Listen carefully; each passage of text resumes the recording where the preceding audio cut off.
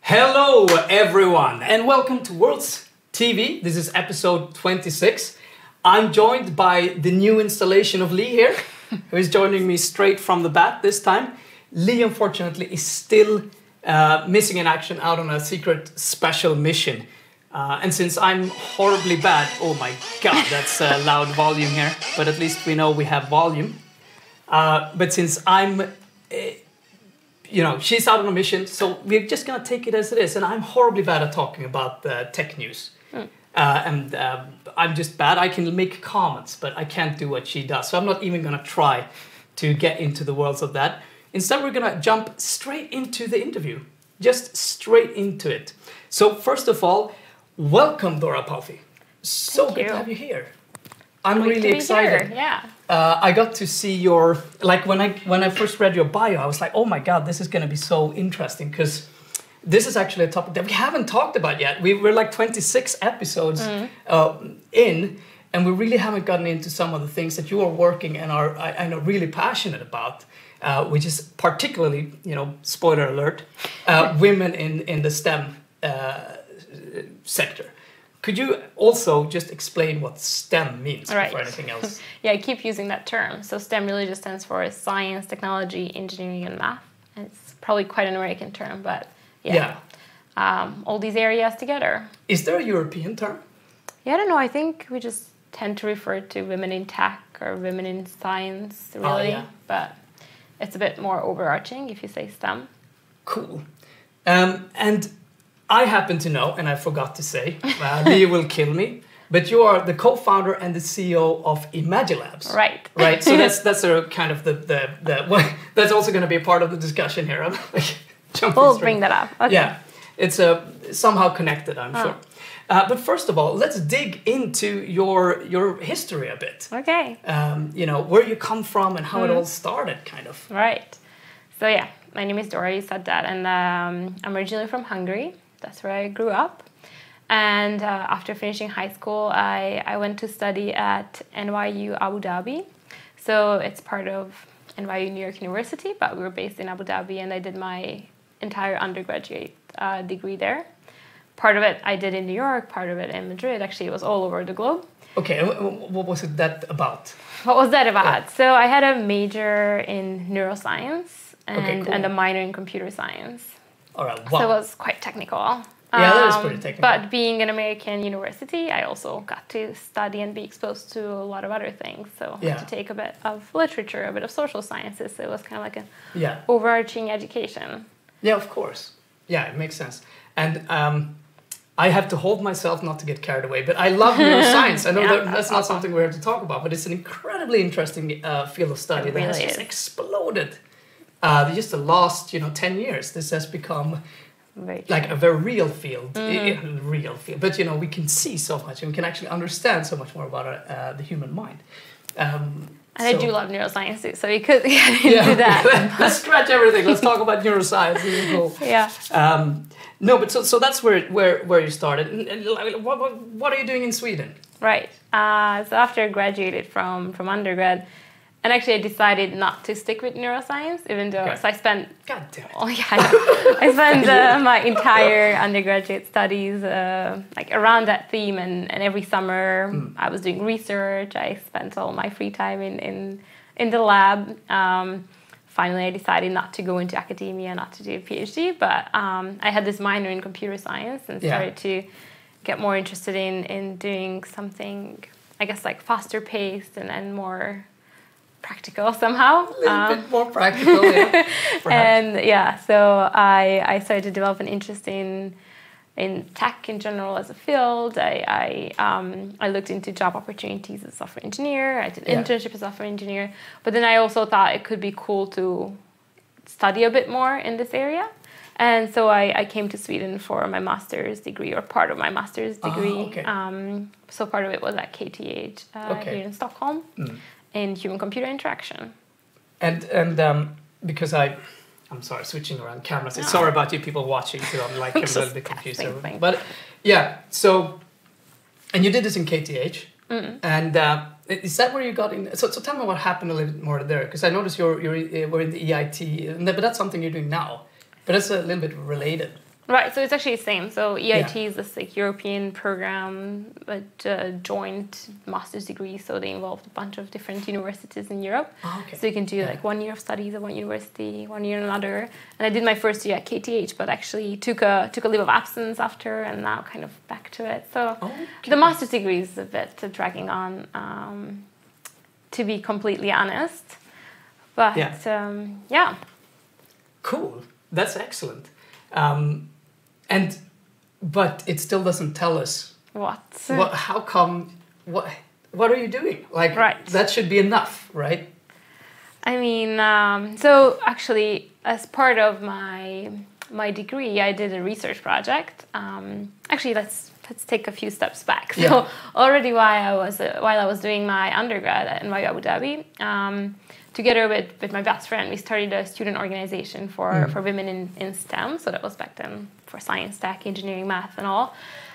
Because, well, we noticed that there weren't so many female students in our classes. Not to even mention, I don't think I had like a single female professor in these fields.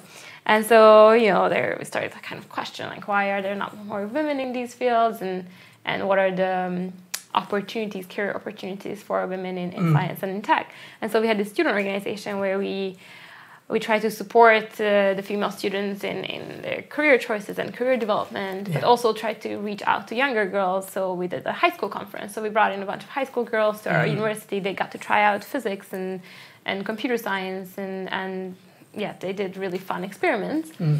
And so this was something that I've cared about for years back. But then when I was studying here at KTH, I did a research project working together with particularly teenage girls to try to understand what keeps them away from tech and what things they would want to use to learn about coding. And so kind of the reason is that we see that up till around age 12, there isn't really a difference in interests between girls and boys for technology. But then around age 12, girls start dropping this interest. And then we arrive to like universities. And if you look at KTH, I think only about 17% of the students are female. So there's something that happens from like age 12 to when we get to university that girls just lose the interest and they're maybe not encouraged to get into this field. And so I did this research project. It was a participatory design research. So it's really about working together with the end users and trying to understand from their perspective what you could create that makes coding more fun for them and more relatable. And so that's how actually ImagineLabs started. So it was first this research project, interviewing, surveying, and then actually prototyping with girls. So we had these workshops where we would provide them with just super basic things like clay and paper, and we ran these brainstorming workshops to come up with different ideas of things that they would want to use. So some of them were programmable dolls, or some wanted to have some kind of community where girls can learn coding together. So there were a bunch of different ideas. And then part of the work was to kind of analyze and see what are the common themes and what can we then actually incorporate into a product that could be used and could be appealing to girls and could teach programming. Cool. Yeah. So that's actually, thank you so much for being so good at telling your story here. You're just leading it on here beautifully well. So then you had all of this research made here, and then so what happened then? You started ImagineLabs, or? Well, it wasn't like we did the research to start a company. Now we're ready. Let's go.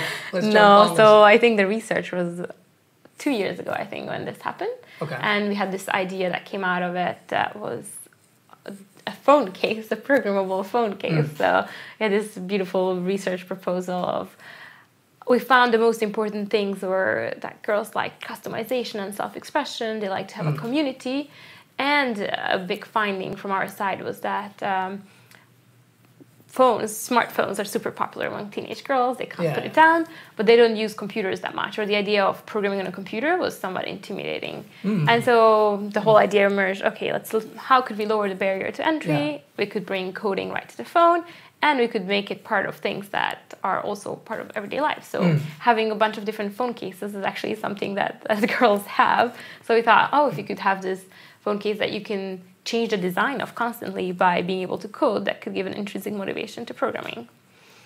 But anyway, point being that we had this idea, but this was kind of like a design report. And from there, like a couple of months passed by, and we were still at KTH, so there's some support at KTH for startups. And we're in Stockholm, so there's so much buzz around starting startups. So we're like, maybe this could be a commercial product. So we had some thoughts around that, and we got started with, thinking about it as a business. But, and that's when I actually took some time off from school as well. And, crazy addition to the story, like all the random stuff coming in here. But I went to South America. I went to Chile for quite a few months because they have a program there called Startup Chile. And they had a program for female entrepreneurs. Cool. Where we just sent in this pitch video and we were selected for this program, which allowed us to spend a few months. Well, actually, it was only me who went down to Chile to get started with the work. And my co-founder, Beatrice, she was still studying at KTH. But during these few months, we built a prototype for this programmable phone case, which was really fun. And, we got started thinking about the business. But, then a couple more months passed on. I don't know if you have an experience with starting your own startup, but there's not like a clear, from today I'm just building this startup. But it, went on other commitments meanwhile, of course, working other jobs. I also had other dreams. I went to Colombia, became a yoga teacher meanwhile. So, had to take care of a couple other things on the side before committing fully to wanting to run this business. But now, since about June, we've been, actually since September, we've been working on this full time, but even before, we were pretty committed to making Imagine Labs happen. Cool. So yes, and that's something really important there. It's very, very rarely ever a straight line. And I think this is also when you're working with people, good people never commit right away. It's typically and I mean, this sounds rude because I'm not saying that they couldn't be good, but people who are typically super passionate about what you're doing right away and wants to jump on it, they're typically not the people that you should be surrounded with. They should be a lot harder to get. Exactly. That's such an interesting trap because, you want people to be committed, but then you're like, why? Exactly. Like, how are they so convinced? Like, I needed to convince myself. I'm not even convinced. What are you doing? I mean, now I am. But, it should take longer, right? Like, cause it comes with... And it's really hard because I recall being younger and starting companies, and you wanted to have people. Now I've been so lucky with the people that I've had. I mean, some of the greatest people. I couldn't be happier. But specifically customers and ways that I've started some other, looked into some stuff is just that. I came to realize that the people that you need around you is typically better than you. Right. That's the goal, things. Right? To get that's what you really want, and they're very rarely, if they're really good at an area, will they be super excited about doing something, because they know they've done it a billion times. To them isn't the most exciting thing they could ever do, because when you're saying, I have this vision and this vision, they don't really think about that and think about the work that they're gonna have to do, but that's kind of the sort of people you also want to have. Kind of around you, and that's I find some of the traps that I know myself. I've been kind of a lesson that took some time for me to learn, because you get so pumped up when everyone's excited and everyone's like and then a couple of months later it's like, but wait, there's nothing here? They're like, there's something, but people are like, exactly. But you want people who can get things done, and it's true. Good. So the phone case. So what happened? What was the big just kind of stopping there, because that's not what you're doing right now. Right. True. So what happened there? It was maybe a commitment, but was it tell me everything. Well, no. So we didn't, I guess, get too far with the phone case beyond the fact that, I mean, we had a working prototype of it, which worked like it should. It didn't look quite like it should, but also, of course, had really nice renderings of what we imagined it would look like. But meanwhile, we did, like from the beginning, we understood that what we were building is not a product, or not just a product, right? Like, we're not a phone case company, but we want to create a product that will be an entry point for girls into technology and build a whole community around it, and a longer term solution. And we did get a first kind of customer. So there is an event here in Stockholm called the Tech Love Festival, which is for girls in tech. And so they got really excited about our idea of making products that could be appealing to girls and teach programming. And so for them, we came up with a simpler like hardware MVP that we could produce ourselves. And by produce ourselves, I mean literally my co-founder was soldering things and I was 3D printing, and we were just like gluing little toys together that could be used. Yeah. and so the thing that we made for them was these little cubes that you can program. I have one here. Yes, please, show us. I'll show you. And yeah, I'll show it. So yeah, if I just switch this on, it will say hello to you. And it's just a simple LED screen. But from our app, it can be directly programmed. So every single LED can be programmed to be any color, and then you can make really fun designs and shapes and patterns onto it. Should I program something? We can do that later too, I don't know.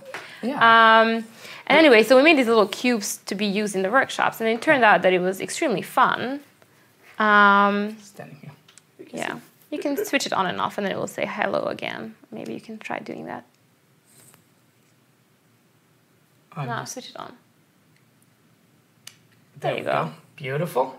I'm not sure if it's going to be completely inverted. Oh, it's okay. Totally fine. It says hello, trust me. Yeah, really exactly. So basically, so you can use the phone now to program whatever this outputs. But how does the programming language work? So we are teaching Python ultimately. Okay. So we actually write Python code in our app, but then we have some introductory steps in a visual kind of coding language that leads up to learning Python. But then, the full functionality of Python is available, and our tutorials and workshop material is built around teaching a real coding language to make the visuals.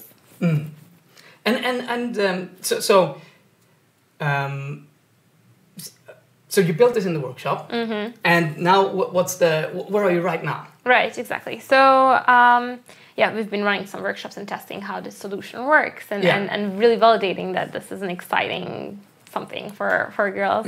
And what I mentioned earlier about the phone case and customization and self-expression, that's something that we see is extremely important. So the essentially first commercial version of this that we'll be launching, and we'll be launching on a product crowdfunding campaign, so a Kickstarter / Indiegogo.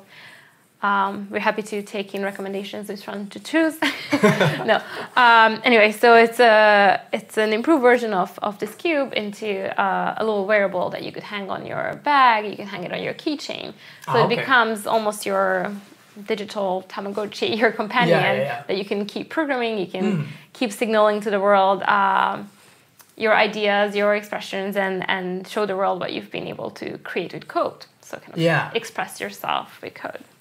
Nice. Yeah, I mean, it's really cool. I think that's like, I mean, we do something similar in Worlds in many ways, right? Where we try to get people out to play, and you can build on top. You can build games yourself. Obviously, that is a step. Right. And you need really to kind of get into just understanding those basics, because that's one of the things that coding isn't really that hard. You know, it's just isn't. It just looks hard. It's like Chinese, you know. Right. I had to learn that living in China. It looks really hard. It is actually one of the easiest languages in the world. Once you start to really getting, really? And then you just like, start breaking it apart. Right. So yeah, that barrier, I think, but it's not only girls. I think a lot of people have a tech barrier. It's like, oh my God, I don't even want to look at that. That's horrible. I am out of here. That looks so complicated. So part of what we try to do is also like building up the confidence, right? And just showing that coding is really just a tool to kind of show the world something or create something in the world, and it shouldn't be that foreign and absolutely, really cool. So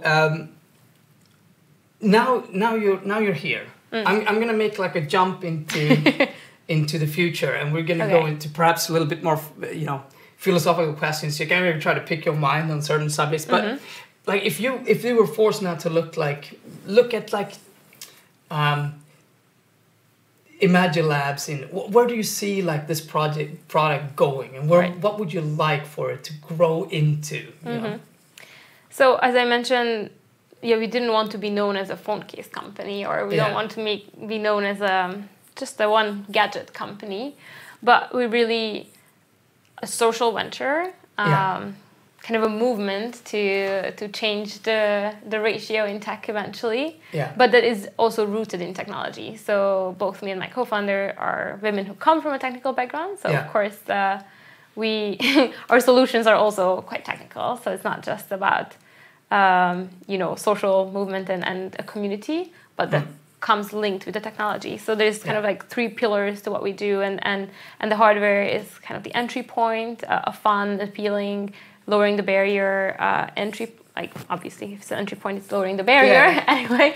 And then hopefully. The software, a good entry point. Hopefully, and then the software is the opportunity to build this online community and keep learning in the longer run.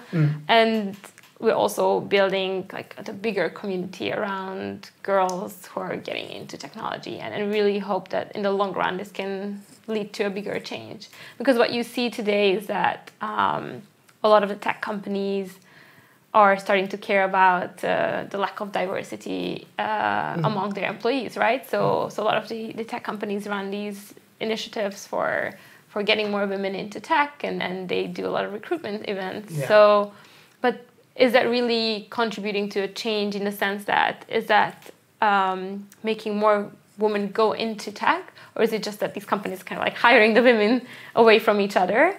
So we really see ourselves fitting into this ecosystem and providing a solution that will take a bit longer to show, because we reach out to 12 to 16-year-olds today, so that will be a couple of years from now when they actually get to work in tech. But grow up quickly. Hurry up. Exactly. Faster. Yeah. I don't even go to university, just go to work. Yeah, screw you. Good. I was going to pick on that. You said you jumped off your education. Like that's the takeout. Skip education. Well, I do have a degree. She has a degree. It's really good to have a degree. Anyway, it's better to know stuff, though. Yeah, exactly. I totally agree. But yeah, so in the long run, really contributing with a real change to diversity in the tech, and we say kind of creating a future that is coded by all, and creating technologies that can serve all. Yes. Yeah. So now let me take this back a little bit. Okay. Why should women be in tech? Right. I mean, why? Come on, guys are awesome at it. Shouldn't they just be left to do that thing? Yeah. This is how I imagined you do coding. Like, okay. Yeah, so there's a pretty straightforward answer to that I like to bring up, kind of an exercise in logic that I don't know if you agree, but I believe that technology is really the future. Right? It is shaping the future. I completely agree. Yeah, that's all what we're talking about. Yeah, also like the future. Maybe of this technology. is probably the right audience to get started with that. I'm sold already. So okay, so that's first statement we agree on. Yeah. Then if we also know that women today are not equally contributing to technology, and we have the statistics on that only about 17% of the tech workforce in the EU is female. So we can agree on that too, maybe. I'll take your word for it. Okay, you can Google. I am sure you're right. Okay, so if we know that tech is a future, and we know that women today are not equally contributing to technology, or don't have an equal chance in that sense, then here comes the logical exercise. We also should agree that women don't have an equal chance to be shaping the future. How do you think of that? I actually completely agree. Yeah. But okay, here then if we go but should they? Oh, wow. Well, I mean, we make up half of the global population, right? So I think... valid argument. I agree. It would be reasonable to assume that we should equally be shaping where our future is going. And on this note, it's not really just about women, but all kinds of diversity that's important in the tech industry, I believe. So, you know, if we're building technologies for a diverse population, then it should be a diverse population building it, because different perspectives bring in, you know, different solutions. Yes. And I mean, of course, as much as, so I study user-centered design, right? Working together with the end users, but I also understand that obviously probably women can think of more problems and solutions that are needed for women to be solved. And so, I mean, there's a couple examples around this, but if you just think about the fact that, I mean, I have this fun example. One of my past jobs, we had this system that you could like wake up with your voice, right? You go into the office and you can start the conference calls. And it would never work for me, but it would work for my colleague who's a male. And why is that? Because all the data that we used to train the system was based on data that we recorded with the employees. And only maybe 20% of the employees were women. So my voice never got recognized. You know, just like things like that are examples of why we would need more diversity. I mean, I obviously agree very much. But I think it's really important to ask that question, why? Right. Because we talked a little bit about before, because in Sweden, this is also often a question that's forgotten. Because we just assume that it's obvious to everyone why we need more women in these sort of fields. Right. And it becomes more and more important to talk about this, because it's obviously kind of inflammatory discussions that are also related to this. That is really important to talk about. We don't have to really go much deeper into that, but I do want to plug in on something that is important. What you're really talking about is that when you work together with other people and you want something to actually be successful, there is a couple of things that you need to ensure typically. One thing is that you have small, agile teams. And we've been talking about this, like how to iterate in today's environment. Another thing is really about making sure that you bring in people of different personality types. And I'm sure you're all aware how toxic, maybe it shouldn't use toxic, but certain environments where there is only guys can get really hellish and very kind of,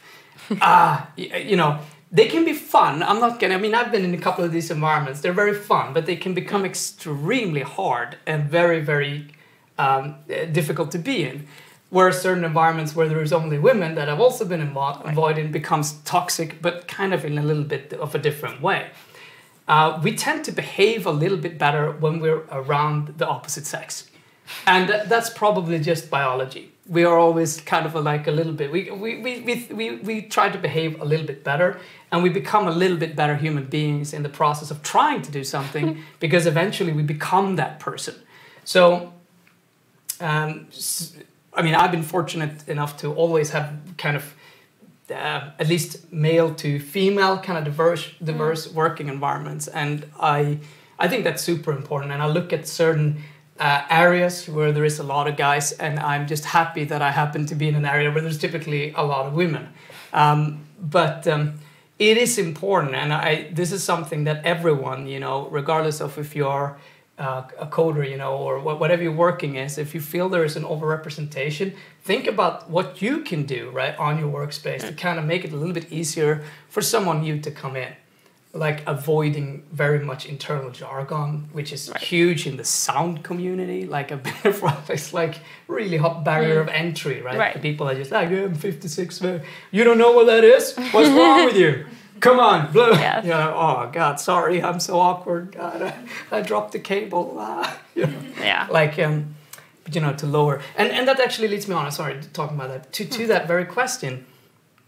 There's basically two questions. Okay. That I find so interesting. One is, what can the industry do?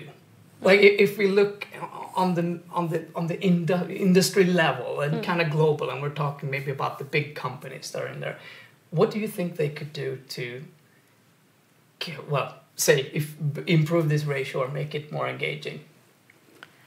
Right. Oh, well. It's a lot. Let me solve this problem right now. Exactly. Yeah, I mean, there is a lot that can be done, and luckily so most of these things that I will be saying are not like my genius ideas, but of course I've been reading about this and understanding a lot. And so some of it comes from the fact that there aren't that many women in higher positions as well, that the policies implemented are not necessarily making it easier for women to progress and stay in the industry. And it's not assuming that men want bad for the women, but it's just that they don't necessarily think of these things. So some example is around, of course, what people say, which I can't really speak for myself, but maybe in the future, is that for women to leave the jobs and then come back after maybe they had a child, or even just like small things like, helping with that process and then welcoming women back, or some example being brought up by women. I don't know. You know who Sheryl Sandberg is? No, I don't actually. She's the CEO of Facebook, which is maybe not so popular right now. Anyway, I knew. she wrote a whole book, so she has a lot of ideas and opinions around this. But just the fact that when she was pregnant and there was no pregnant parking, and she was so upset, and this was back when she was at Google, and she would be like, "Why is there no pregnant parking?" And everyone's like, "Oh, we just didn't think about it," right? So that's also kind of the fact that you wouldn't think about that if you have never been pregnant. But that's just like one example. So probably like involving more women in the decision making will just make it more and more welcoming for women to join these companies. But then what you said about the jargon and just like not having such like a broy culture. So for example, if for you to feel included in the company means that you have to, I don't know, have beer and play video games, maybe that's like not so welcoming to some women. So I think really just changing the culture, and also maybe not so welcoming for some men. So it's not necessarily like gender difference, but like making the culture more diverse in general will only bring more diversity. So I think you kind of like have to break that cycle. And what you said about also having only women is also not great. So that's something that I'm actively thinking about now, because what we're working on attracts a lot of women. So I'm like, oh, but we also need to have men on this team to keep this more diverse. So I think the key is really like actively trying to have more diversity. And that's tough when it comes to like, let's say, recruiting, because of course like your friends are probably more similar to you, and it would be easier to recruit someone who you already know and trust. But then like making an active effort to go outside of your own circles and recruit people outside.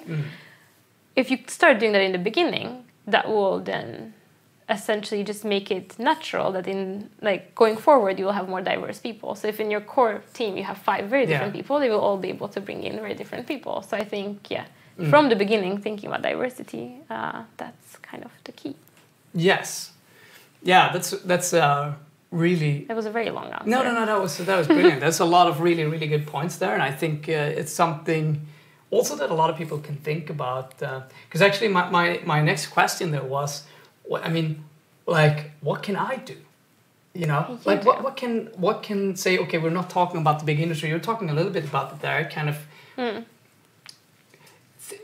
Everyone is a part of a company culture, and you're going to spend most of the time in a company to practice empathy and trying to understand other human beings, and also specifically when there is someone new, being inclusive and open to them, and be kind of hard on when people are starting to be like, and like people do, because we have this kind of tendency that we solidify a group by having another group. Right. And that's also kind of tying into why I really like working in agile, smaller teams, is that at the team 7 and less, it doesn't really form 2 teams within a team. You rarely ever see a grouping of 2 groups of people, even though you may have competition with another team later. That can be kind of... as long as you keep that light and funny and based on humor, that's okay. But it can easily get weird. Is there something important that you... Yeah, I'm just like, no, we're all good. Okay. Some important notes here coming from the from the back. Fine. Need to lift this. Yeah, no, that's cool. What can you do? That's yeah, what can the normal person do? Well, what you can do definitely, from at least closer to our mission, because there's so much you could do, is to encourage all the girls that the younger ones to start programming and start being involved with tech. That's what we do, right? Start early, and also specifically focus on Go program. Yeah. Right now. But not that way. There's no excuses. Yeah, exactly. But use maybe, YouTube for programming videos. Maybe. Only. Yeah, but not to force, but I think to provide. Yeah, sorry. I'm being a typical guy here. we're just going on the other end of the spectrum. But right, we're not saying everyone should become a developer, but everyone should have the opportunity to see the power of it and see how fun it can be. Yeah. And be exposed to it. But yeah, so definitely, I mean, even I kind of have to pay attention to my language. Sometimes I have younger cousins, and they I don't know, like everyone tells them, oh, you're so pretty, right? But like you should tell them, oh, you're so smart. So pay attention to those small things, and encourage girls not to want to. I mean, this is also another big thing that's being talked about in terms of like encouraging girls to encourage them to not to want to be perfect, but just to try out things and be encouraged to fail. That is so true. And I mean, I think the sooner you realize you're just another piece of shit, the better you're, the better you're off at starting to do something. You can remove all that peer pressure. It's so good. Yeah, it's really tough to be a teenager because you think that everyone's opinion matters. Yeah, it is. It really is. And then you're touching on a subject that I feel very strongly about, and that's also something that needs to be very balanced. It's this thing where we enforce someone. We often enforce in other people around us the qualities that we want to see in them. Right. And that's something to be careful about. Before you know what qualities someone wants to see in themselves, you should not enforce or do the opposite with kids, which is really common. I don't think that's for you, honey. All right, Or, that's obviously really bad, but the enforcing is something that a lot of people do, and it can be bad, specifically when you're being young. Because you think you're really one of the worst things that can happen is actually that you think you're really good at it. Even if it's something like this, well, oh my God, you're so good at coding, and it's like, well, I don't really have to study as much as the other kids, right? Because I am just naturally talented, and that gets in the way of what talent scouts tend to refer to. It's just the first generation of talents. Right. They're basically waste. Yeah. Because they get too much positive reinforcement at a too young of an age, and when they turn 11, 12, they're just out of there. Oh. So, have you read this book called Grit? Grit? I have not, but I've heard you really that. should. Yeah, I should. I can learn a thing or two. I need to be harder. No, but it talks about what you're touching upon, and I also really agree with it. It talks about this, and it kind of ties into something that is kind of underlying this whole thing. Which is, going back to women in tech as well, which is really about, are we born in a certain way by nature, or can we choose and be whatever we want to be? Right. Or is there some form of truth there in between? But the reality is, it doesn't matter. The point is what you believe. Right. Right? The point is to have a belief system that makes you the best you can be or achieve whatever goals you have. So typically, the nature belief is really rotten because that's just going to say you can't do this, or you're naturally talented at this. You can't control that talent. But every single person that I've met that have reached, great success or become really, really good at something, they just have one thing in common: they practice constantly, every day. They just never give up, and they do it. And they're typically the persons who really sucked when they were young. I mean, it's really about the open mindset, and what you said, it's really dangerous to praise people for talent versus hard work. Yeah. Very true. Very much agreed. Yes. Cool. So don't praise your kid. Be hard on them and give them a smack in the back of their head, and they'll be just fine. I don't know about that. Is that how we sum that up? No, I don't think so. Okay. Not quite. That's but a tricky argument technique, summing things up in the complete opposite way of what was actually being said. But really cool. So going back to that, maybe tying it a little bit to the vision of Imagine Labs and what you're working on. Is there some form of like, and maybe before I go there, there is something that we can perhaps even, you're saying that tech is so important to build the future. And I couldn't agree more. And I kind of want to stay on that point a little bit more, how important it is that you don't have to, that doesn't mean you have to code or learn anything, right? But it's so important just to kind of learn, get into it and at least understand that world. Right. Like understand what is happening, try to follow along so you can have that next idea, because you don't need to do everything yourself, even though it's great if you can, but you just need to have a good idea. And if you know what's possible to do, that allows your idea to become so much better and so much more in tune with what you can realize and what change you can drive. And that's like basically what we, very much what we have here. So if you like imagine this product in 5 years from now, like what would it be? Okay, the product, or so I have a couple answers. But the product, well, we imagine rather a line of products, not just one product. So this was kind of like the first entry point, but then we see maybe eventually still doing the phone case in partnership with someone else, or multiple other products that could be a continuation and the growth to this. And people have great ideas for us, so we'll see what we can implement from it or whatnot, or grow it more on the software side. But I mean, even with this, and if you want to kind of like exercise your creativity, you're welcome to do that, because people love doing this. But, people have great ideas around, let's say, connecting this with some sensors. So you can at home set up a little alarm outside your door. So every time someone enters your room when you're not home, you would get some kind of notification on your little gadget. You can have a whole connected world of different devices that let you kind of control the world around you with technology, right? And not just control, but just like contribute to the world, shape your own world with technology. Have this stationed at home as a decorative kind of item, or what we're looking into more is how to make essentially technologies just be more, and coding more part of your everyday little activities. So, for example, if you could connect our app to other apps, and you can program, for example, what would happen if you get a new like on Instagram, and kind of like display that in a certain way on your little Tamagotchi, your little device, and also show the world what kind of music you're listening to. So there's a lot of different integrations that we can do, that you can use already existing habits of yours and like things that you like to do.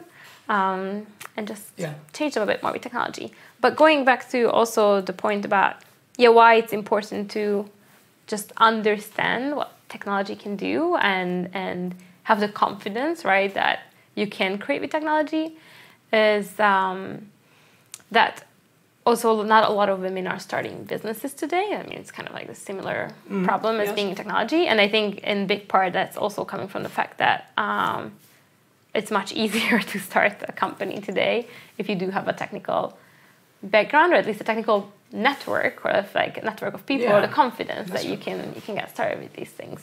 And so I think even just maybe having a generation of women who have this confidence that tech is not this like thing only for men, but I have been involved with this, could contribute to starting more businesses. Yeah, you're absolutely right, and it's something super important.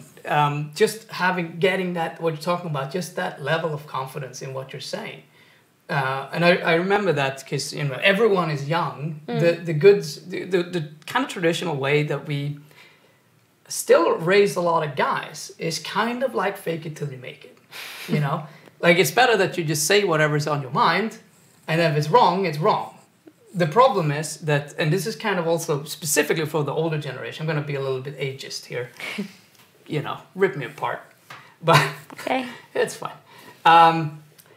But they have this way of speaking about things they don't know, like it's absolutely for certain. Like that's exactly how it is, right?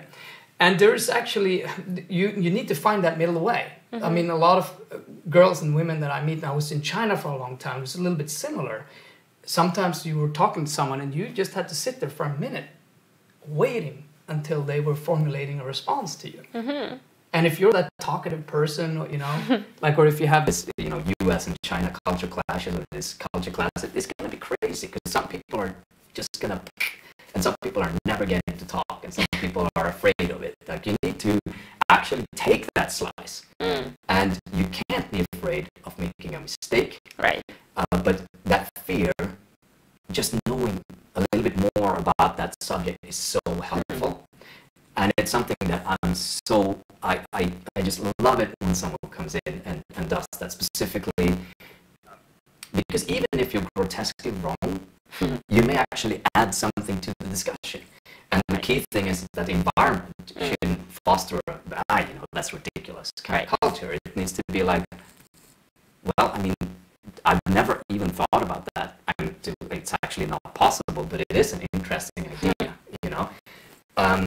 Kind of fostering that. And then, like, working with music, it's a lot like that as well. Like, it's very kind of gated. The guys working with the audio, some girls come in and sing, and there's like a very often very defined role of knowledge, traditional role of knowledge that is being broken, but also needs to be broken even more.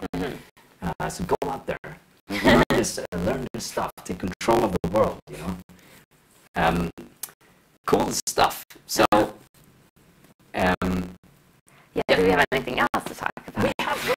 We're actually kind of getting down through the list of cool things to talk about. Oh no! But I wanted to talk a little bit about Sweden in general, because we're so fortunate that we get a lot of people from who does really cool startup or really cool things or have a lot of experience in fields. Everyone has come from tech in one way or the other, and like you said, kind of like whatever you want to do today, you have to know tech. Right. It's how it is. You don't get around it. Even if you only make a children's toy, you know, like we've done before, you don't get around the fact that you need to know stuff about it. Yes, how was it? How is it being in Sweden? And how do you like Stockholm as this kind of weird hub of innovation it's actually become? Yeah, so that's interesting. So I moved to Sweden to study at KTH without having visited Sweden ever before. So I just came with my luggage and moved here, and you know, I picked KTH and Sweden in particular because I've read up about it. I was like, oh, Stockholm seems like a tech hub. It's gonna be interesting. KTH is like a university, but nothing beyond that. So didn't know much about it. And yeah, it turned out, so during my first year here, first 10 months while I was studying at KTH, it was just so much happening with tech. You know, I would go on like Eventbrite or Meetup, and there's like something happening every day. It's pretty overwhelming. It's crazy, and I had this like insane like fear of missing out. So I think I was like a tech event like every other day. I didn't even didn't even eat like at home because I would always just be like a tech event. This is important. Yeah, like this is gonna change the world. Yeah, exactly.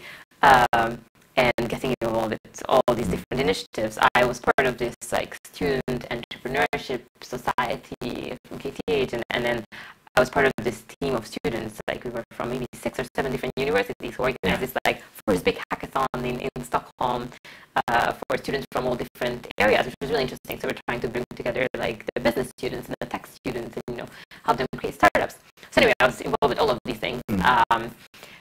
And then also there was all this buzz around starting startups, and so yeah, I really can speak to that before I didn't really have the ambition to start a company or anything, or maybe I was like, maybe one day it will be nice, but then suddenly it just was all in my face, right? And like, oh, we have this like small grant, you can start prototyping, or here's this makerspace, you can just use it, or we have this business coach, really they can listen to you. So it was just so like natural that you can just try things out, and so I think it's really because of this whole Stockholm ecosystem that we even got started. started.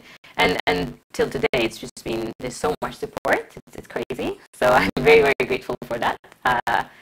And also, yeah, it's kind of crazy as a kind of foreigner. A lot of us just like come here and like start companies here, and then pick up on the speed and the values. And so it's extremely international, and there's just so much happening. So yeah, everyone who wants to start a company, just come here, start it up, move to Stockholm. Yeah, come talk to us on the show. The winter is a bit tough. Let's not talk about it. But the summer is so nice. So yeah, I can be here in the summer. Sorry. Like most Swedish people go somewhere else. It's just so funny. It's crazy. I'm like, why are they leaving? Like, it's finally nice, and then everyone is leaving. It's kind of pathetic. Like, we should never. The weather is like no topic of the show. Like, it is. But it's because I've been living abroad for so long, and coming back to me was really a shock. Because this is not the same place that I grew up in, and a lot of it is actually about. And always we have started companies here, but just the energy of the place, and the people are, almost religious. Like I'll always I have a little bit step outside sometimes because I'm like, okay. But that energy is so good. Because there's so many people that are there, and the amount of knowledge here is incredible. It's almost like it's a million people big. It's not a big city. I mean, maybe 1.5, counting everything. But you almost have expertise in every single area that you could ever want within a meeting. You can go grab a coffee with them and ask them something. That has been happening so much. Yeah. And as soon as you start really working in a startup, and you just ask these like specific questions, there's just so many people willing to help. It's been really incredible. Yeah, it's a very, very good environment. And just find like a nice warm cafe someplace. Just never leave. Yeah. Ask the owners if you can just stay over. But really excellent. That's some super interesting stuff. And I think it is such a and I think it kind of speaks a little bit for. Now we've been bringing up this. We've had I think we've almost have an equal ratio of people coming to the show in startups, and in Stockholm there is a lot of female entrepreneurs, which I don't really. I mean, in China and places that I've been, it's very, very rare. And they have a very manly attitude. Okay. To how they should do stuff. Like kind of, it's a vague term, but you know what I mean. Like, do it. Like they're kind of like they've grown up. Being raised much more like guys, and I don't think that's necessarily better either. You know what I mean? I don't think they're very, emotionally detached in certain cases, and but here it's really different. But this is actually the first time we really bring up this topic, and I think that actually says a lot. This is like the 26th episode in, and we're really starting to talk about this. This is an important topic, and it's something we need to talk about. Yeah. More. But it's interesting that you say there's a lot of female founders, or is that your perspective? Like your perception? Because, Maya, right? Yeah, exactly. Maya's on the show, and I think she knows a lot of specifically perhaps female entrepreneurs. Right, exactly. And because I also sometimes feel like, there's so many female entrepreneurs, but then if you actually look at the numbers probably says. And if you look at the funding that goes into female-funded startups, it's like nothing. Like there was this recent report from Atomico, and it's just something like from venture funding, I think. Well, fully female-funded startups, I think got like less than 1% of all the venture funding, and then mixed teams got like 7%, and the rest, I don't know, like something sad numbers. Yeah. So I know it's interesting for me too. I never, because sometimes I'm like, there's so many female funders. I know a bunch of them. Yeah. But then I think it's kind of local. Atomico was probably worldwide. Or no, Europe, yeah. Maybe Europe. Or like Nordics or something. Nordics. And Nordics should be a bit better. But yeah, you're probably right. We're also kind of biased. I can't really, we live in our own bubbles. Yeah, we're all just happens. It is how it is. But that being said, there's definitely a lot of support for it. And yeah, there's cool other female founders like Maya. Oh, yes. It was so great to meet her. Yeah, exactly. We met at Stockholm Tech Fest because she was pitching WRLDS, and I was pitching my own startup. So we met backstage and started talking, and yeah. Yeah, cool. Yeah, I was there too. Oh, was managing the balls. Yeah, okay.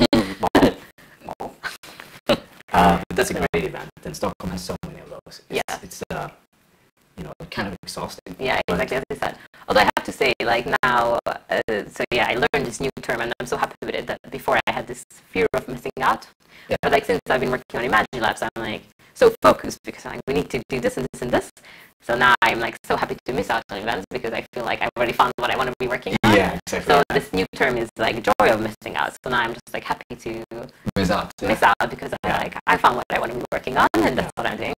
No, it's so true, and I think it's the one hardest thing today is focus, and it's the most important skill that you can have, right? And especially leading an organization is what is it that we need to do right now, and where is the value, and how do we prioritize, and then sticking to that, right? Because there's always going to be things happening constantly. And that obviously works in your own daily life too. I mean, put down the phone, like get rid of diversions, distractions, find time to do what is the most important task of the things you have to do and finish it. We talked a lot about finishing tasks. That's something that is so hard to do. It is incredibly hard to actually finish something. You're often like 90% way through. Maybe you've written almost everything about your big essay. You just need to sign it and do some small stuff, and you go, nice, I'm ready to party. You go party, and you have like this great time. You forgot to send it in, and Monday is there, and you didn't send it in. You go there, you say, well, it's done, it's ready, and you know what? It's not done. It's not. It's 0% or 100%. It doesn't. There's no halfway done. Either it is done or it isn't, and really knowing the point when something is done and measuring only that as done can be something that is so important. Task really management hard. And that's a tough one. I mean, we struggle with it a lot. Or like we're trying to reflect and improve, and then like setting goals that are very specific, and then so there's an end to them. That's super important because otherwise you're like I don't know, come up with new business models. Yeah, exactly. Alright. We actually talked about that. We have a couple of more minutes before this starts to kill me, but it's really one of those things that is a little hack that can really help you, and you don't have to have some advanced model. You can run a normal to-do list, but instead of writing what it is that you're going to do, write how the world looks like when it's done. So instead of writing the essay, you say, the essay has been completed in full and sent off to this email address. Because you can't really, in good mind, say that that's done. Right. Because you're like, this is... Yeah, I also like to think in terms of like deliverables or what is it? Exactly. What is the output? Yeah, think about that and consider it, especially working with other people too, because it may not be clear what you're talking about to other people if you're saying something. Like in China, I asked for a glass of water. I often say that, but when I first came, I just wanted a glass of water, and I got this little plastic cup of scorching hot water. It's like 40 degrees, and I'm like, oh my god, what? Well, and I started thinking about it, and I'm like, well, you're correct. This is a glass of water. This is my problem. It's actually not your problem, right? And I think that's really important. One thing that is on a national level, even global level, just being able to buy a service from someone, and the importance of being able to not really understand everything, but either having trust or knowing what it is that you want, and kind of managing them against each other. So I'm floating around on this. Yeah, I'm so much into this. No, but you're kind of like covering important things like communication and being specific. I mean, at least in this work and startup work, if you want to get things done and want to get things moving, then you have to be super specific and have to have clear communication. So these are learnings for us too. Yes, good. But it seems like you're doing a lot of great work already, and are really getting on your way. So that's fucking awesome. I used the cuss word there. We're gonna bleep it up. Yeah. Well, anyway, thank you. We'll see, but it's definitely, we're committed to something here, and I think that's really important, like finding that passion. Exactly. Finding that thing that is just, let's zero in and let's see where the hell it goes. It's always a fun ride, and I recommend anyone, maybe particularly girls who are interested in tech and interested in maybe just learning a little bit, to check out labs, check out what they're doing, and hone in on what you want to do, and just do it. I just do it. It's horrible to say that. Yeah, I think it's already taken, but it's okay. I don't want to sound like a Nike commercial. Just do it. But it's a little bit more than that. But hone in on it and focus. Cool stuff. Thank you so much for coming. We have a little tradition. Okay. That we're supposed to press the end button. It's right there. At the same time. Oh, okay. Yeah, be careful. Okay, so. All right. So, and I always have, but this is what Lee does, and I'm like always equally confused because I'm really bad at making two things at the same time. So we're supposed to say goodbye and wave, and also press the button at the same time. Do you press it or do I press it? And we can press it together. Okay. So, Say goodbye. goodbye. Goodbye. Bye, bye, guys.